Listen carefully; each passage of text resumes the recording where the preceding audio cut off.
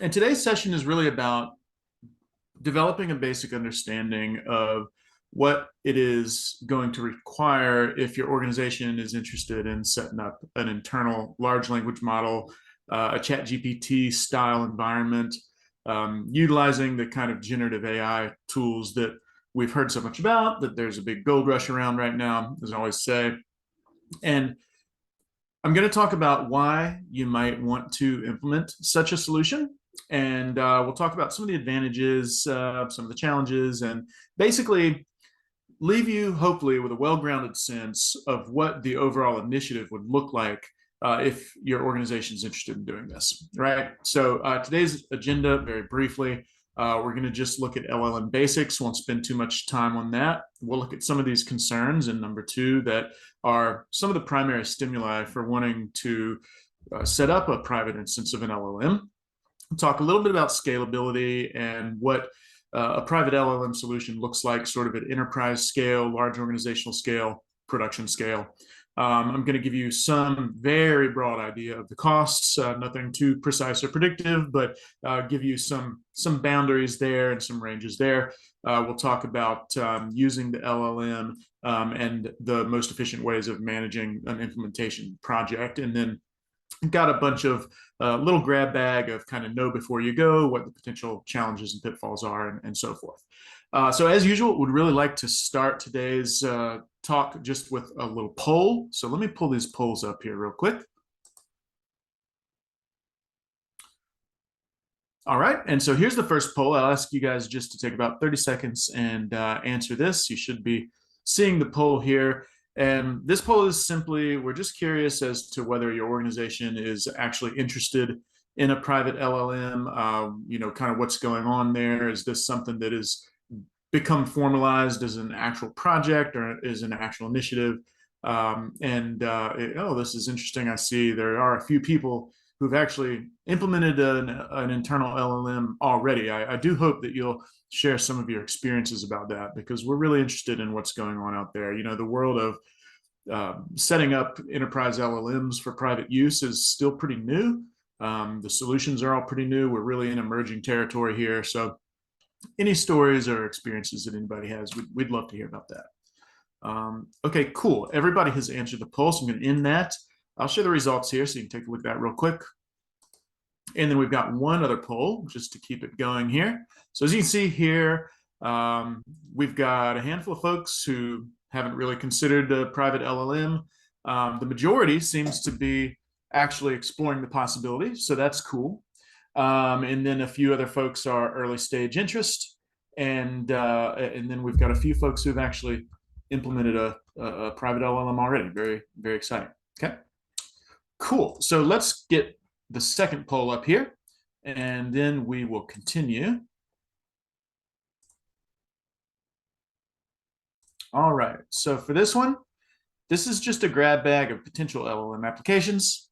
What type of application would you be most interested in? Now, I'm sure there's more than one application here that people probably would be interested in, but we're going to force you to make a choice and see exactly which one is sort of top of the heap. So I'll give you guys a few seconds to answer this.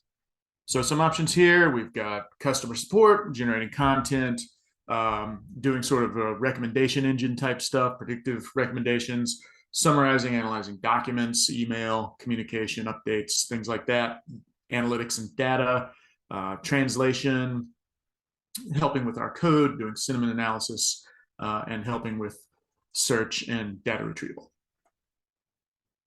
All right. So it looks like just about everybody has answered that. So pretty nice range here.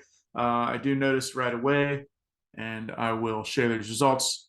I noticed right away that the top of the stack here is around analytics and insights. So I think that's interesting, because that is probably one of, if not the top use case for using an LLM type environment. So that's a great choice there. Okay. All right. Well, thanks everybody for answering those. Let's go ahead and get going here. All right, so based on the results of the poll, it sounds like a lot of people here are fairly familiar with exactly what the LLM is in general, but I'm going to give a super fast introduction. We've all heard about these probably. The LLMs are the underlying architecture and AI models that power things like ChatGPT, generative AI applications, image generation applications like Midjourney, Stable Diffusion, things like that. And the power of these models comes from the just immensely gargantuan training data sets that they're able to ingest. So something like ChatGPT 4 was trained, I would say, essentially as a snapshot of the entire internet. Some curated data sets based on all of the text content that is publicly available on the web. So in addition to that, a lot of publications, articles, books, things that may not actually be published on the live web, but they're still available text-based data sets that can be ingested. And then there's a lot of tuning and curation, obviously, from OpenAI that goes into that. And then from there, the data model architecture is based on this thing called a transformer architecture. And the transformer that's what the T in GPT stands for, generative pre-trained transformer. And the transformer architecture is worth mentioning just a couple of interesting points about, because essentially what it has been able to do, and this is based on research that was done originally at Google, and then OpenAI kind of took this and ran with it. The transformer, it allows machine learning models to develop very sophisticated statistical understanding of the relationships between words and language.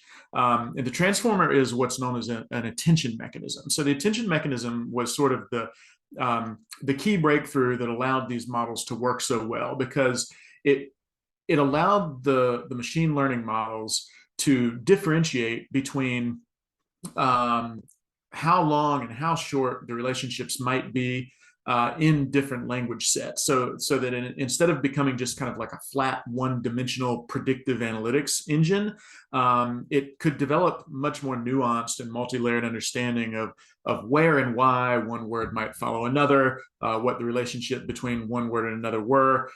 That's a very simplistic description, but if you kind of multiply that times a lot of complexity, and then you multiply that times these huge, gigantic data sets, and then you think about all of the parameters and all of the times, the permutations that the data model runs on the language data set, we're talking about millions and millions or billions even of little computations through all the permutations of the model. Now, the statistical models at heart are, I won't say that they're simple, because it is fairly advanced data modeling, but I was talking to an associate of mine who is a machine learning professor a couple of weeks ago, and I thought it was funny because he pointed out to me that the actual math that is involved in the foundational calculations here, it's not really, super fancy, at least not from his point of view. Now, keep in mind, this guy's a PhD.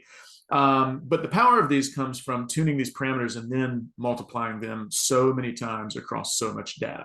So that's just my little spiel on how the LLM actually works. The takeaway here is that the training data sets are simply gigantic, and the number of data modeling parameters that these calculations get run on are also gigantic in number. So we're talking about really huge scale. So when you magnify this type of calculation across this level of scale, then that's kind of where the magic happens. All right, so that's enough geeking out about that. But let's get into some of the reasons why we may have challenges with publicly available LLMs like Gemini or ChatGPT, for instance. The first thing is that if you use these publicly available tools, you're essentially giving access, you're giving visibility to everything about the interaction, all the data, all the information that you use to drive the interaction. You're giving that to them. It's exposed. OpenAI and folks like that are happy to use that and build it into their training for their models to make their models better or whatever. But for all practical purposes, any information that you feed into a prompt for a ChatGPT, that information is now on the web. And so that's an issue, because for business specific data, you probably don't, that's probably not okay. You probably don't want to expose sensitive information, proprietary information, things like that into these models and just throw it out there for other companies to ingest. Next are IP concerns. Now, some of these companies actually stipulate that any type of content, and I'm thinking in particular of like GitHub, Copilot, things like that, things where really useful code might be generated, they stipulate in their user agreements that that content actually belongs to them. So in less severe but still concerning situations, visual content generated by something like Midjourney, they don't claim rights to that content, but it's open source, public domain. So that may be okay depending on the use case, but if you're a publisher or something like that, and you're looking for proprietary artwork for a book cover or something like that, and you're gonna publish that, then you're not able to retain any type of IP rights. Right now, next, corporate restrictions. In some cases, companies don't allow you to access these tools at all. A lot of times firewalls, security environments are locked down, and you just might not even be able to connect. So you might not even be able to use them, aside from these other considerations. And then we start getting into some of the reasons why the private LLM is under consideration. Obviously, it mitigates against these concerns we've already talked about.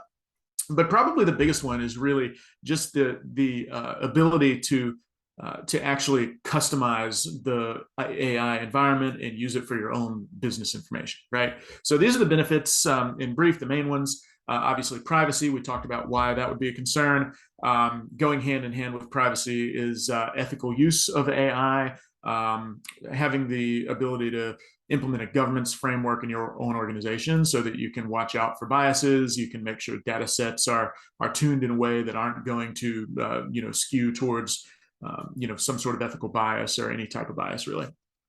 You have much more room to maintain privacy and compliance and regulatory concerns. So if you're in a sector like banking or insurance or government, things like that, there's going to be compliance requirements that you have to adhere to, which are not going to be able to be accommodated by just public use of a tool, right? So, and then finally, probably the biggest one is simply the ability to tune and craft the AI tool to be much more relevant to your business, to your organization. We'll talk a little bit about how that happens. So the next thing that I want to make really clear, and we'll get into this a little bit more here in a moment, but I think thing number one is that implementing actually a private LLM, especially at enterprise scale, but really any instance to some degree or another. But in most cases, most of us work for large organizations. We're going to want to allow our users across the enterprise to use the LLM tool. And this is quite a significant undertaking, right? So we'll talk a little bit about the scope of that here in just a moment. But it requires quite an extensive cross-functional team. There's going to be a lot of stakeholders. Now, the good news about this is that in a lot of ways, implementation of a private LLM environment is not that different from really like any other enterprise software integration. So from a project management perspective, from a development perspective, integration perspective, testing, et cetera, we have all of the patterns in place if we're practicing good project patterns to do this with a project like this. So an LLM, it's certainly a very special type of environment, but from a project perspective, it's not really anything different. It's just a matter of engaging the right stakeholders, the right SMEs, getting that cross-functional team together, and then managing the project much as you would any type of large-scale software implementation. So here are some of the key roles that you're going to definitely want to engage if you're interested in a project like this. You're going to need data science reps. So, if you don't have access to a data science department in your own organization, you probably want to engage some external stakeholders, some consultants or something like that. Hand in hand with that is just the engineering environment, somebody to take care of the architecture, the governance of the data, managing the data lifecycle, prepping and cleansing the data, things like that.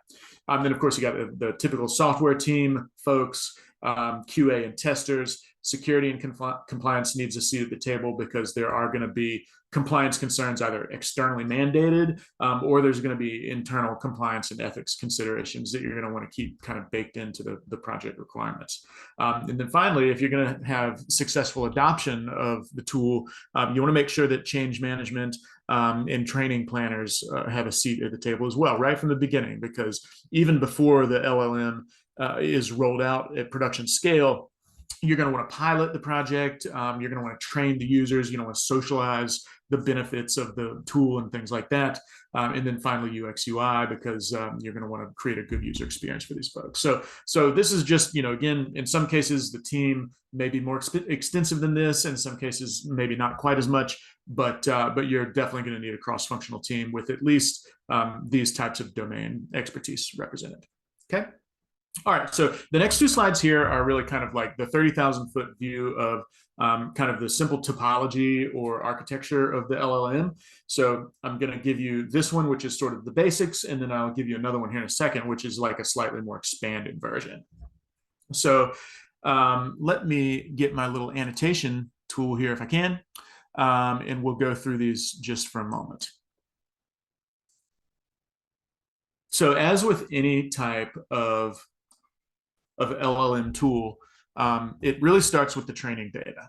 Now, training data in this case, because it's a private customized LLM, it's going to be probably some kind of combination of out-of-the-box pre-tuned training data, depending on the vendor or the tool set that you use.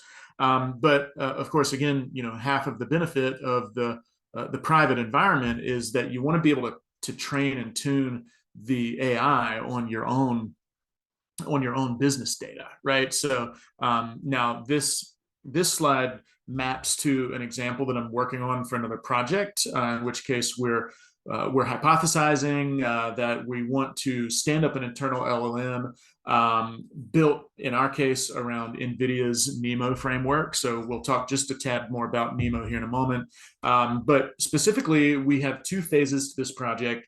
Phase one is to enable our sales teams to be able to generate sales engineering, solution engineering content for customer prospects and proposals more quickly, automating some of the things that an SE might do, giving them faster access and giving them more broad-based access to SE type resources, and then marketing as well, because marketing is responsible for so much communication, and generative AI is just so good at content generation and communication. We want to be able to marry our CRM and our ERP data so that we can feed that data into the LLM usage in a way that our marketing teams, our sales teams might be able to use. And that would be phase one of this project. So that's kind of just a little bit of the hypothetical here. So when we say training data, we're talking about kind of out of the box pre-trained data. We're talking about NVIDIA's NeMo framework. Our CRM, in this case, we are using the example of Salesforce. And for our ERP, we're using the example of Microsoft Dynamics 365. Now, it doesn't have to be that CRM, doesn't have to be that ERP, doesn't have to be NVIDIA NeMo, doesn't have to be any of that stuff. But for our scenario, those are the ones. But I've stripped those branded names out of this example here. Right. So training data is everything that's up front. And then there's a whole data processing pipeline that has to be engineered. This is, where your data scientists, your modelers, and your data engineers will absolutely have to work together to figure out, how are we processing this data from prep to ingestion to the model in ways that are going to map to the requirements that we want to see to get usage out of the LLM. So that's a technical exercise, that's a data exercise, and this data processing pipeline is going to be integral to the flow of data and information by the time it gets to the AI. All right, so then we get to the AI components. We have a core model architecture, this one here. So this is the LLM itself. There's a variety of LLMs available. We'll talk a little bit about those in a moment. And then there's the tuning of the LLM, and we'll talk about that also in a moment. But these are embeddings, vectors, additional training parameters that you may want to bake into the functioning of the core LLM in order to make the LLM behave in a way that suits your context, your business requirements. And then you'll have an API layer there, which allows the the data processing and the LLM function to integrate with, whatever ultimately is going to get served to the users. So whether that's a chat bot or some kind of automated customer service agent, or whether it's a knowledge base that internal employees can use, and things like that. And then, of course, UI UX layer. This is where the users will actually use the output and the functionality of the LLMs. And then you want to always be looking forward to scalability requirements. So this will be part of the IT architecture that has to get designed. Data engineers, business analysts, and solution architects for the project will obviously work together on this. But especially at enterprise scale, you want to have these things built so that they can be rolled out past a pilot phase to production scale phase. So there's a lot, the computing infrastructure for these applications are super hungry, they're power hungry, they're coolant hungry, and they're resource intensive. So there's a lot of OpEx that will end up being associated with this. You want to consider that as well.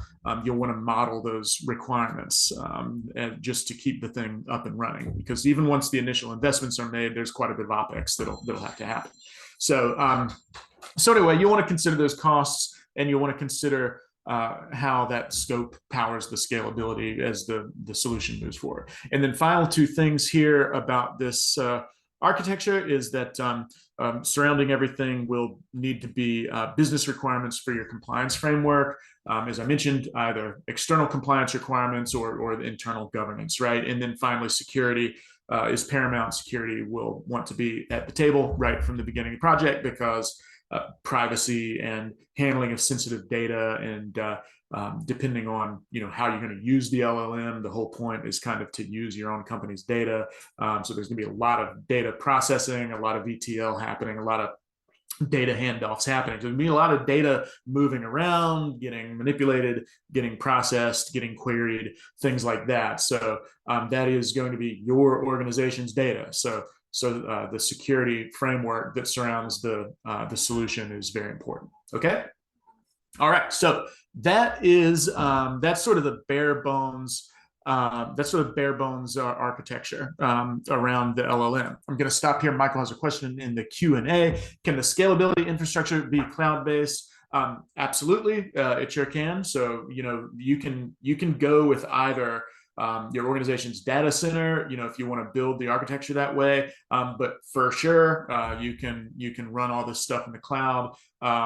In terms of modeling costs and OpEx, that's obviously going to be two slightly different scenarios, but I think the modeling is really pretty straightforward. Like the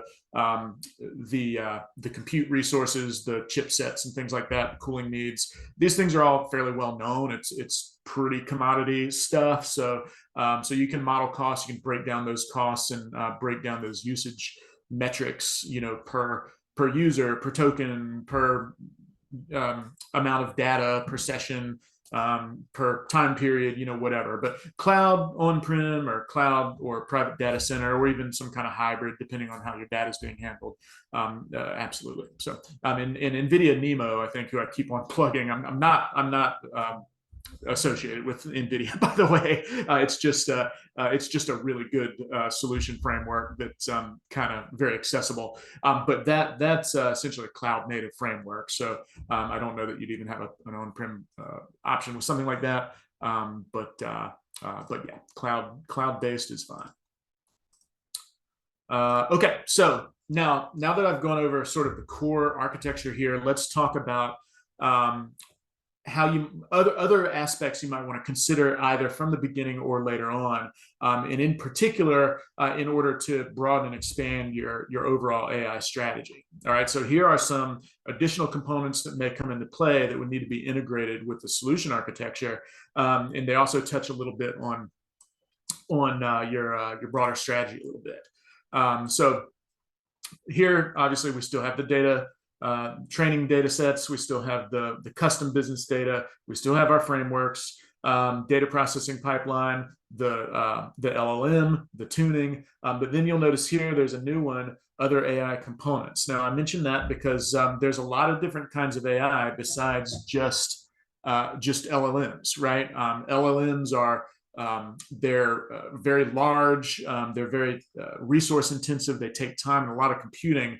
But LLMs are just the sort of the recent craze of generative AI. There's a lot of other AI applications that you can and should consider as part of your broader strategy, right? So there are other machine learning applications that don't necessarily, they're not necessarily LLMs as a product.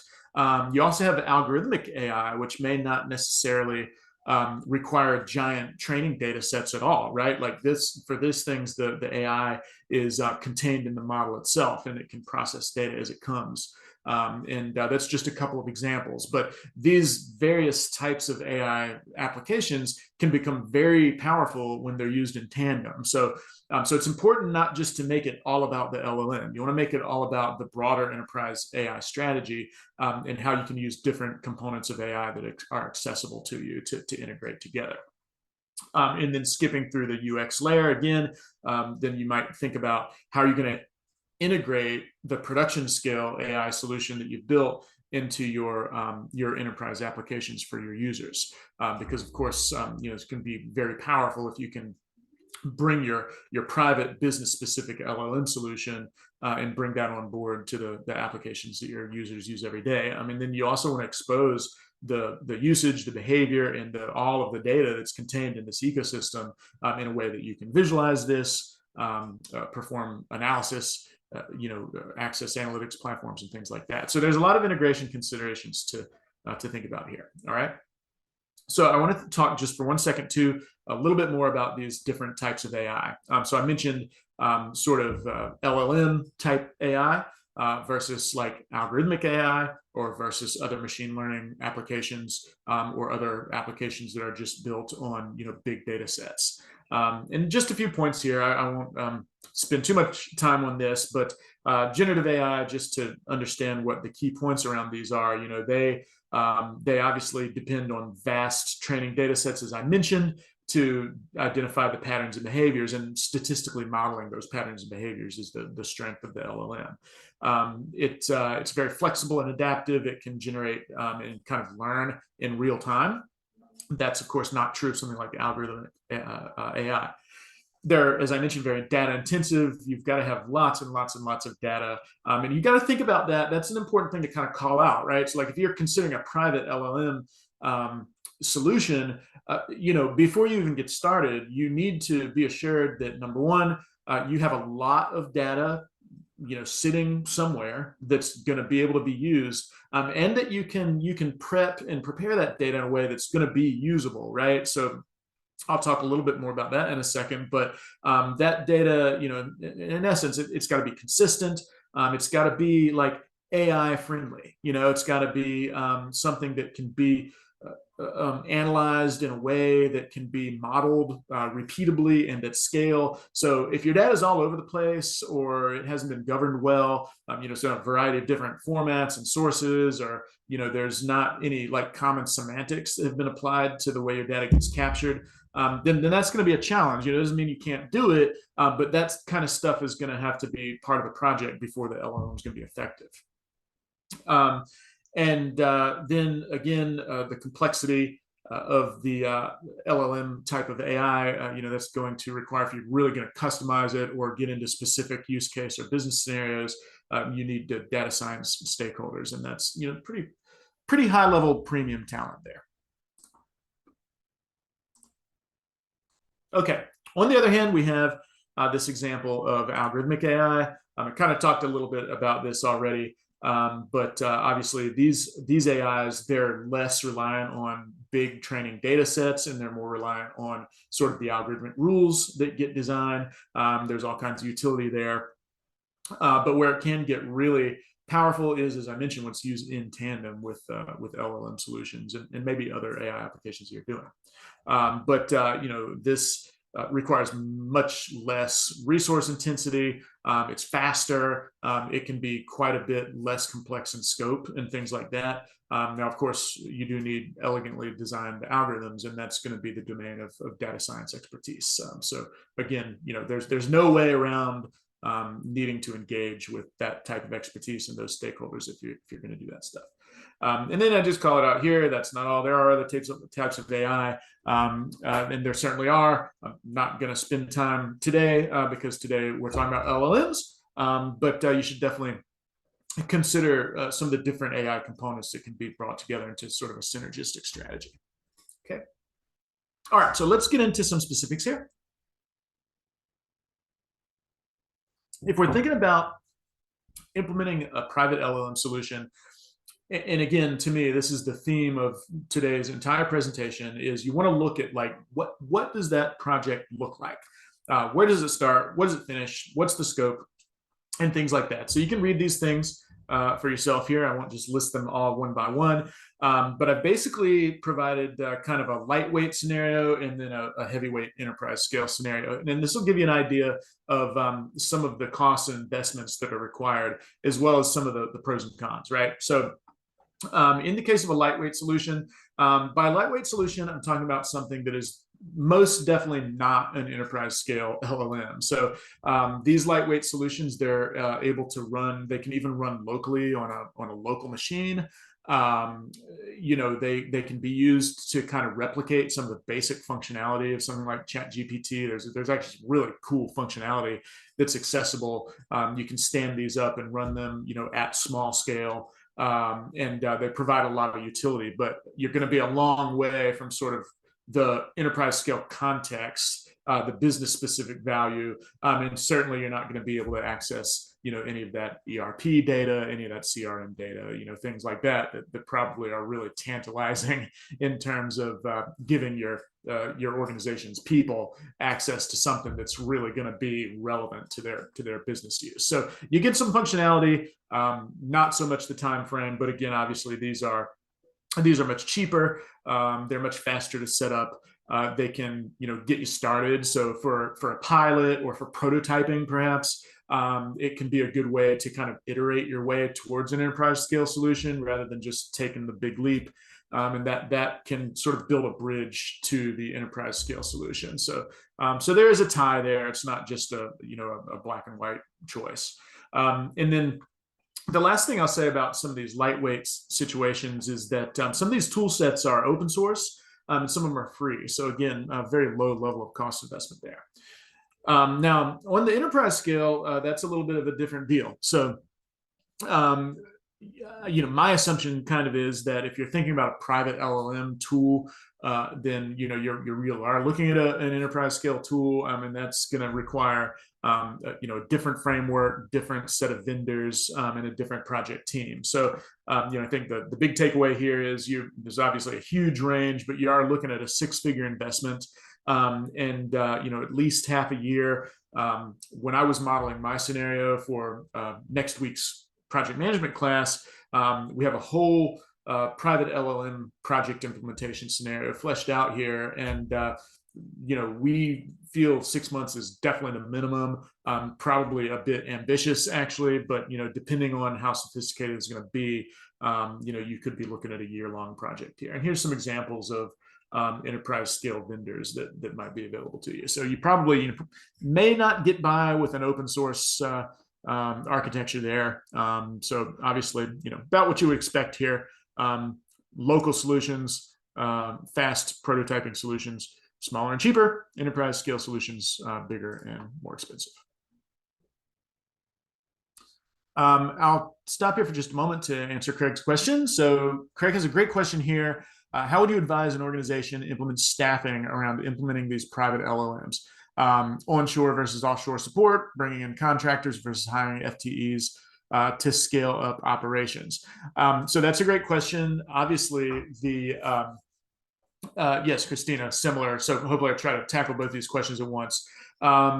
So the people in the teaming is core to this whole thing, right? In fact, I think it's probably the most important consideration because, probably, even if we are data science SMEs or, domain experts here on this webinar, even if we are, it's not going to be a one-person show. We're going to need a team to do this. So I think, first and foremost, the hope would be that if you're in a large organization, you've got some of this domain expertise available to you. Now, I understand that that may not be the case, but certainly a lot of enterprise scale organizations, they have a CDAO or a data science department, advanced analytics. Certainly, they have data engineers and people like that. So, if not all, some of the stakeholders that you need hopefully can be engaged from within your own organization, and that's going to be better, obviously, because the familiarity and the institutional knowledge that those types of folks have are going to be a great benefit rather than trying to ramp somebody up if you're trying to source it out. Now from there, onshore versus offshore support, I don't know that I have a strong opinion. Obviously, offshore could save some money, and I think there's a lot of really good talent around these areas available offshore. But I think that's a little bit of a red herring. I think the more important point is who is really going to provide you with the solution architecture that you need.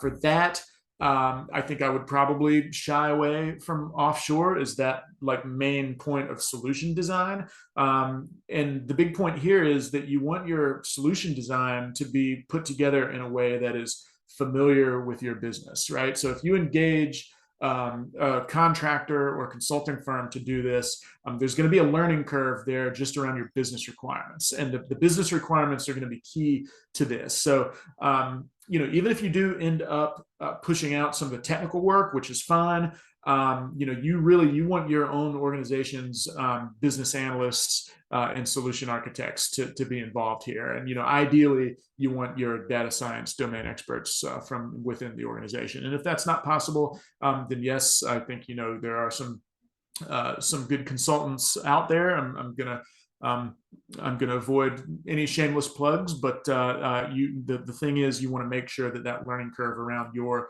organization's context and what you're trying to use the LLM for is really clear. And I think for that, offshoring that is, I think, probably not a great idea. You need somebody who can relate, right? So that's what I have to say about that. I hope that helps. Okay, so let's continue here. These are just a few examples, and these are really more for reference when you get the slides later. We're not here to talk about specific technical solutions for the LLMs, but these are some examples, and these are kind of in a rough order from lightweight to heavyweight, like I presented on the last slide. So Ollama is based on the Llama LLM environment, originally developed by Meta or Facebook, and then they made this publicly available. It's kind of a go-to LLM framework. It can work quite well, and this is, I believe, open source. So and it can run locally, right? Same with Hugging Face. Hugging Face is a kind of a consortium of models and libraries and transformer architectures. Again, you're able to build solutions that are lightweight enough to run locally using the stuff that's available through Hugging Face. Mistral is sort of a next generation LLM based out of Europe, I believe. And I mentioned this one because it's still an open source solution, but the performance has been very good. So this is a relatively new architecture that's available to us. And, this Mistral, I think, kind of bridges the gap a little bit between these local open source solutions and enterprise scale solutions. I think you probably could start with Mistral architecture if you wanted to build an enterprise LLM without engaging a proprietary tool set. And then these last two here are certainly proprietary enterprise vendors, C3 AI and NVIDIA's NeMo, which I keep mentioning. And even though I'm not affiliated with NVIDIA, I will make it very clear, NeMo is kind of a great commercial tool set, right? So if I was going to take on another engagement leading an LLM implementation project, NeMo would be the framework that I would use, because it's kind of, it's got all the goodies there. But of course, these things can be expensive. Now, I want to say just one note about data governance. I talked a little bit just a moment ago about how you have to have a lot of data in the bank, business-specific data that is actually able to be used from a practical standpoint, right? So if you let's say you are a bank, and half of your data is, transaction records and PII data, right? Well, you may be able to use those transaction records to train and feed data into your LLM environment, but you probably aren't going to want to use the PII, right? So there's a data cleansing and a formatting exercise that has to be put in place there. And more importantly, I think data governance, MDM and MDG and things like that, they offer a host of benefits, even just aside from AI applications. So it's worth just calling this out, even aside from the question of an LLM or AI. But one of the great benefits that you're going to get out of a robust data governance practice, having good data stewards, and having people in charge of managing your data lifecycle, managing the data quality, how it's used, things like that, is that it's going to pave the way for good AI use cases later, whether you have any planned or not. But it's going to also open the door to a lot more value realization from your data anyway, just from analytics, from more trust in the information, more efficiencies that can save costs and things like that. So data governance is very important, and certainly it's something that most enterprise scale organizations should have underway. Sadly, a lot don't, I think, or at least not to the extent that they should. Data environments are fragmented. Repositories of data are all over the place. There's not always consistent rules. The way data is collected is not always governed, so that ends up in data that can be very messy, very hard for an AI application to manipulate, because AI are machines and they want mechanistic, repeatable processes that they can apply to the data. So this is an oversimplified data lifecycle here, but most data lifecycle diagrams will look like some version of this. Some get a little bit more complex, but essentially this is about managing the data lifecycle from cradle to grave, along with all of the engineering considerations, storage, and so forth.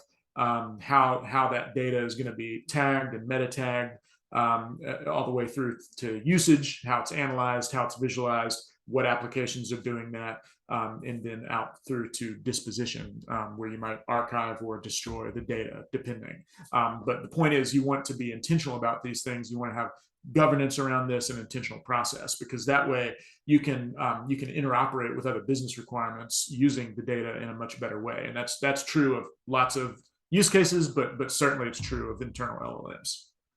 All right.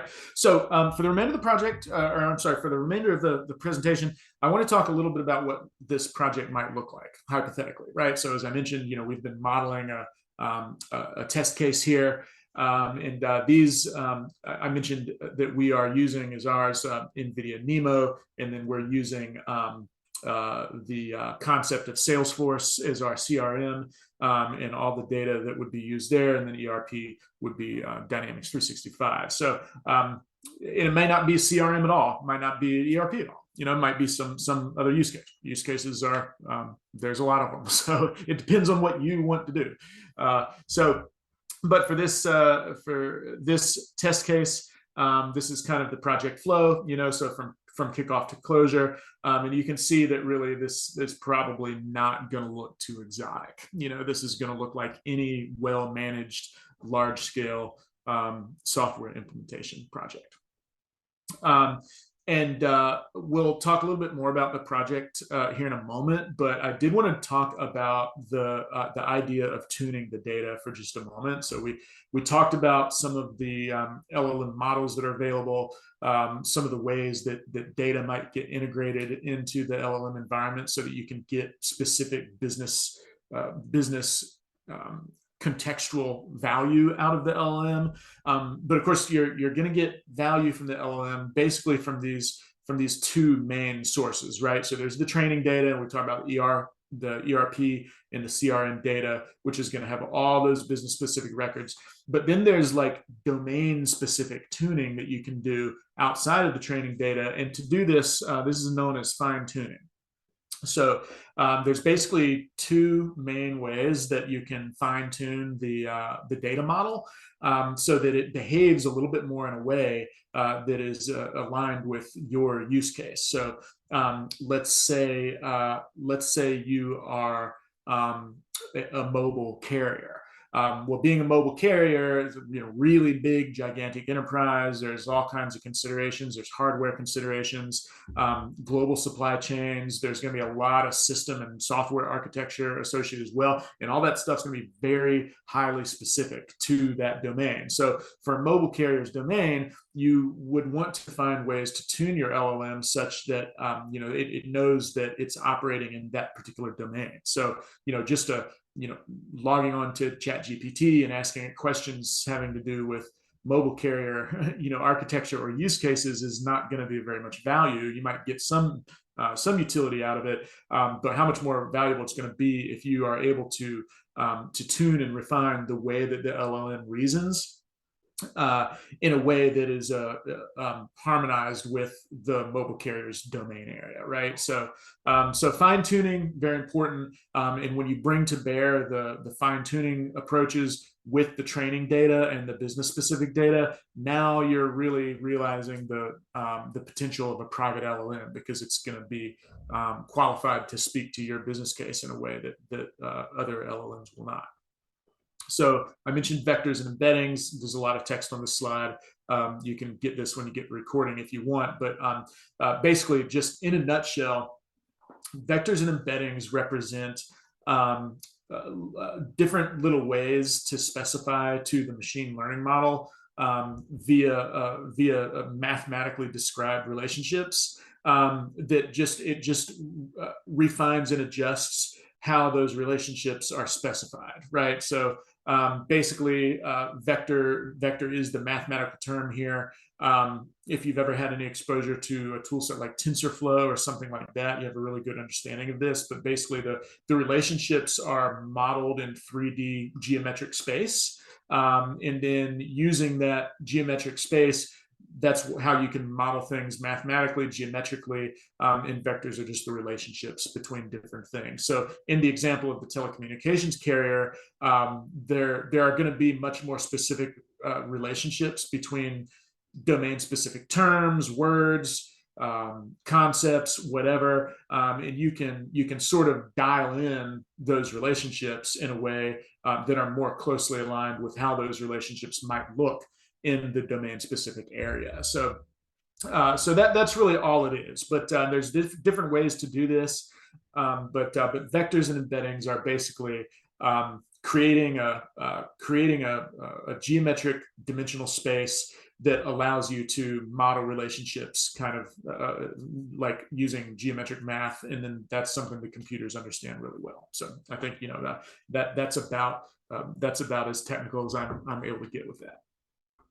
Just a few examples. There's some commonly available. There's some open source vectors, and a couple months ago, some colleagues of mine and I actually played with some of these, and it works really well, and it can realize value pretty quickly because like somebody else has already done all this hard work. So that's one of the cool things about the LLM ecosystem is actually that there's just such an interested community of people working on this. That there's a lot of assets available to get started, and a lot of those things are open source. So I won't go through these examples. I think it's just a little bit specific, but just some examples of common vector and embedding sets that are out there and available to you. Okay, let's talk a little bit about some caveats around private LLMs, and I think these will make pretty good sense. But first off, whether you're talking about compliance or whether you're just talking about ethical concerns, training data is going to have inherent biases, just like humans have inherent biases. There's no way to get away from the biases. So it's important to have steps in your project that can detect those biases and correct for them. So you also want to make sure that you have very diverse data sets and diverse stakeholders on the project team as well. The more angles that you can come at the business problem that you're trying to solve with the LLM, the more multidimensional and effective that solution is going to be. So whether it's just making sure that you're not baking biases in from the project team standpoint, but also in the data. So you want to watch out for that. And there's practical considerations there. There's also legal considerations as well. You can get in trouble later if you don't watch out for that proactively. Second caveat here, LLMs, a lot of times the LLMs work on top of deep neural networks. The logic and the processing gets opaque very quickly. So especially in very sophisticated use cases, you may have no idea how the model did what it did. That can be pretty tough, especially in regulated domains where there's like audit trails are necessary, or to be able to explain what the controls are and things like that. So you have to think about that. Now, if your AI works well, that opens you up to another challenge, which is that you may start to rely on it a little bit too much. So you have to have humans in the loop at every stage here, and that's a design challenge in terms of where do humans belong in the loop. Also, these projects can get really complicated, and there certainly are going to be surprises that come up along the way. So you want to think about those. Try to have a really robust risk management plan, because risk assessment and risk management and mitigation is going to be really important to a project like this. And then finally, the technology and just your business situation, it's going to be changing all the time, right? It's always evolving. Things are always changing. And so you don't want to let your LLM models of the applications sit there and become static. It's like I say, just like there's OpEx associated with the ongoing operation of the IT architecture. There's OpEx associated with continuous monitoring and updating to the model and the LLM environment itself. So what are the answers to this? Obviously, business analysis is very critical. Design considerations, very critical. Those stakeholders that I mentioned earlier in the presentation, you want to have all those people have a seat at the table right during the design phase. That solution architecture is going to be really important, and you want all those voices represented. So you really want to start with very measurable, very clear business objectives. Why do I want this LLM in the first place? It's easy to get seduced, I think, by how cool and cutting edge this tech is. But you want to define the business utility and the measurable goals and the OKRs right up front. Depending on your industry, you may have regulation in play here. You might have compliance considerations, but you'll want to make sure those are baked into the project requirements. I talked a little bit close to the beginning of the talk around scalability and maintenance. So yes, continual monitoring, continuous improvement, having measurement mechanisms and metrics designed in place so you can see the performance, watch it, and then update it going forward. So there's OpEx associated here. And then finally, your governance framework. So I talked about your compliance governance framework and the security governance framework at the beginning. So those are very important. Quick list of do's and don'ts here. The don'ts are pretty much the opposite side of the coin from the do's, but these are just some basic absolute things that you want to do. Diversity in the data, talked about that. Human oversight, human in the loop, talked about that. Maintain transparency for the model and for the project team. Talked a little bit about that. Ethics in the way that the LLM is set up. Talked about that. Continuous monitoring for bias, for model drift, for obsolescence, for maintenance, for updating the model's behavior, things like that. We just talked about that. Talked about planning for scalability. I think we've talked quite a bit about the stakeholders and then the regulatory environments here. So these are like the top know before you go do's and don'ts. All right. Okay, so just a little bit more getting back to the project considerations here. Now, this is just some content that I pulled from our test scenario that I've been talking about. Implementation of the NVIDIA NeMo LLM using our CRM and ERP data. So these are sort of starter considerations. Obviously, I launched this talk talking about the team. That's really the main message of today's talk is the various folks that you're going to want to have at the table, cross-functional representatives there. This is a software and IT project, so an agile project management pattern is probably applicable. It also will allow you to control your costs, iterate on the functionality, and probably get some actual functionality as you go, rather than having just one big bang waterfall project. Data governance and quality, talked about that. This mentions GDPR and HIPAA. The client for the NEMO project we're talking about, this is they have their headquarters in Europe, so GDPR becomes very important. And then I talked about risk assessment and mitigation, scalability, and then finally designing these metrics. So just kind of more of the same themes here. And you can start to see kind of what these themes are. You know, it's a handful of themes that are going to define the success of the project. So these are the most high level kind of like phases of the project of implementing the LLM.